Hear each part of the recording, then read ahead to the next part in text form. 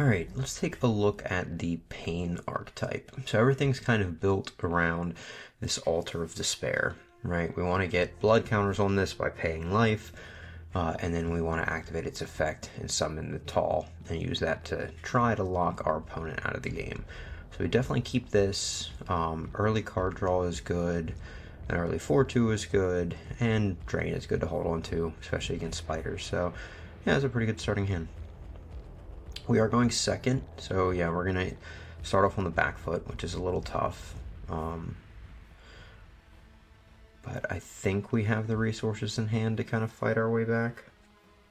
The Shield of the Damned will probably help quite a bit. The Shadow Amulets are a really good way to just constantly start feeding this altar, and then the 6 lifesteal damage 6 turns from now is a big payoff too. So, okay, I think that's removal, which is a problem. Right. So if we play this guy, he'll just get killed. So I don't think we want to play him. We'll play our Shadow Amulet and pass.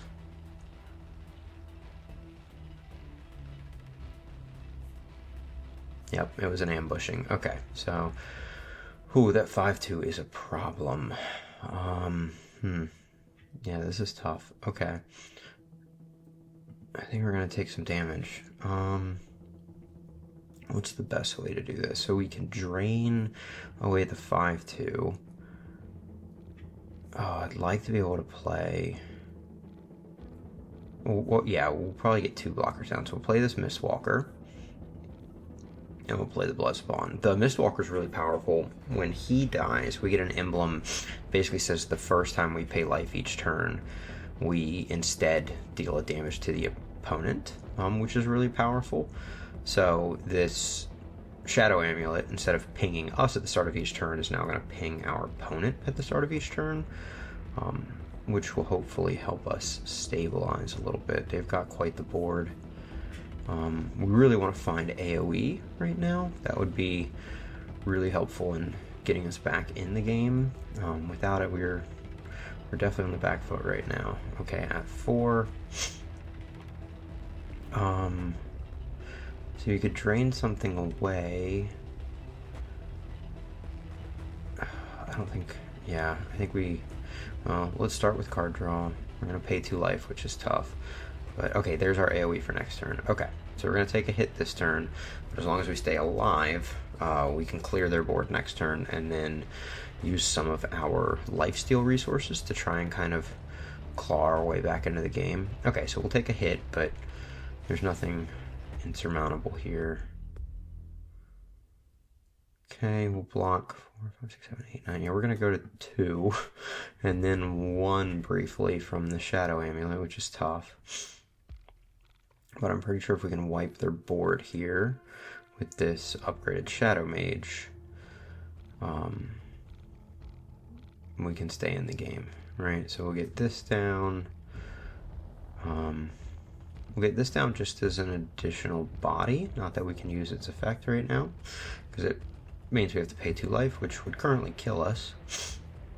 But we're going to use some of these lifesteal resources to fix that. Okay, so they attack, which is good for us. Alright, so we can block and kill their guy.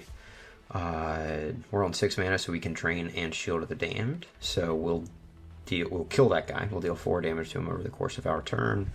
And we'll gain 4 life back, which is very important. And we're still feeding this a little bit each turn, right? So it's at 6 right now, which is strong. Okay, so we killed that guy. We're back up to 6 life. We have 2 turns left till this goes off, and that does 6 lifesteal damage, so that should put us back in the game pretty good. Yeah, so we're going to drop a Mistwalker, and we're actually going to pay 2 life here. I know it brings us to 4, but then next turn we can get this active. Or do we do it again? I think if we drop another one... Yeah, if we drop another one, this is active next turn. This is very risky. We're at 2 life. We're going to gain 1 back here. Yeah, this is the play. Right, so that gains us back to 3. This will trigger at the start of our turn and deal 6 lifesteal damage, so gaining a 6 life back. And more importantly, Natal will now be live, so we can use him. Ironically, we can't afford to play him right now because our board is full, but we can take care of that. So let's play another shield, and let's wing with the 4/1. This is mostly just to make board space.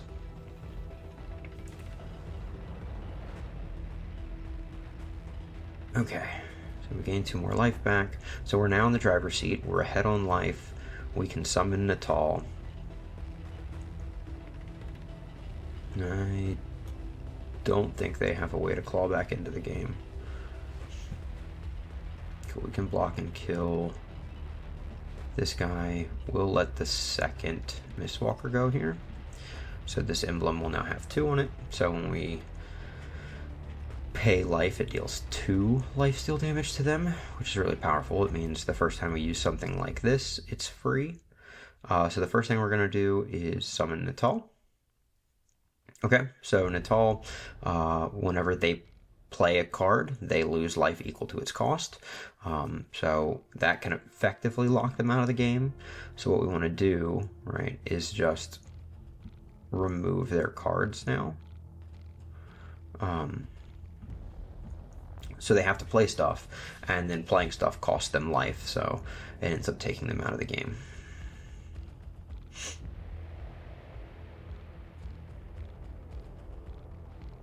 Alright, so they get their spider, but now every card they play costs them life.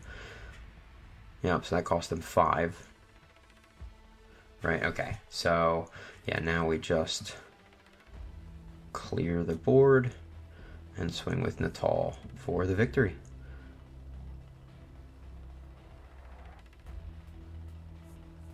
Alright, now let's look at upgrade options.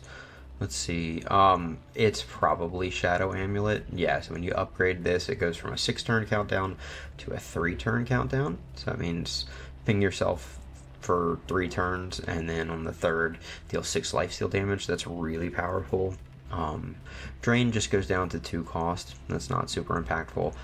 Bloodspawn going to a 4/4 actually is pretty impactful because it helps us get around AoE, but I think we're going to do the Shadow Amulet. It's just too powerful of an upgrade.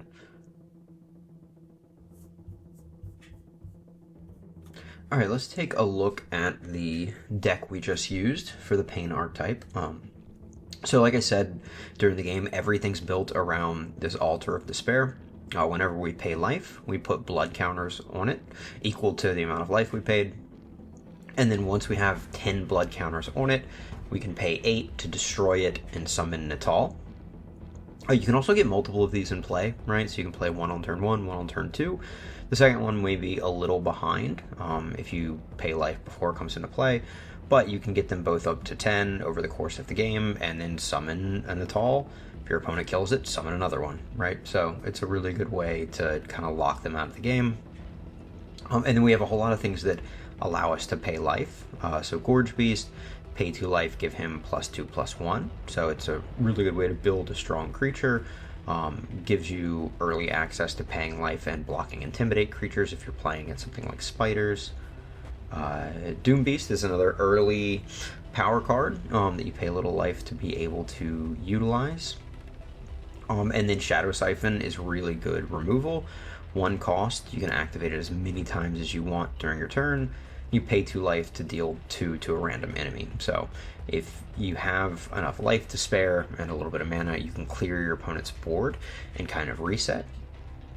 And then pay 2 life to draw 2 cards with Burden of Knowledge and Shadow Amulet you saw during the game. We upgraded it, so it's a 3-turn countdown. It's normally 6. But at the start of each of your turns, you'll pay a life, and then when the countdown's complete, you'll deal 6 life deal damage directly to your opponent. And then Shadow Mage normally is 4 cost, pay 4 life, deal 4 to all creatures. We upgraded it early. There's a lot of other life paying in the game or in the deck, and having access to AoE whenever we need it without having to worry about whether or not we have enough life makes this a really worthy upgrade. And then the other end, we run a little bit of lifesteal, just to kind of counterbalance the amount of life we're paying. So we have 3 copies of Drain, so you can deal 3 to any opposing creature and gain 3 life back. And then Shield of the Damned, deal 1 lifesteal damage to an opposing creature at the end of each of your turns.